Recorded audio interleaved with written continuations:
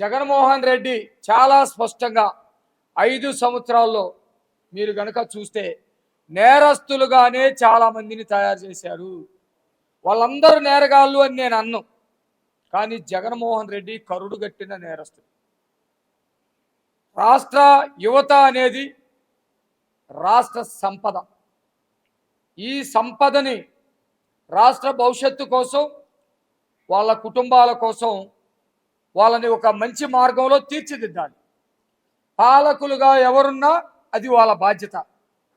కానీ జగన్మోహన్ రెడ్డి నేరస్తుడు కాబట్టి తన వ్యక్తిగత సంపాదన కోసం, తన వ్యక్తిగత లక్ష్యమైనటువంటి 30-40 ఏళ్ళు లేకపోతే రాజులాగా బ్రతికున్నంత కాలం తనే రాజ్యాన్ని పరిపాలించాలని ఒక ప్రేరాస్తోటి ఉన్నటువంటి వ్యక్తి కాబట్టి అనేక మంది నిరుద్యోగుల్ని గంజా బ్యాచ్గా, నేరస్తులుగా, తప్పుదారి పట్టేటువంటి వాళ్ళగా తయారు చేశారు.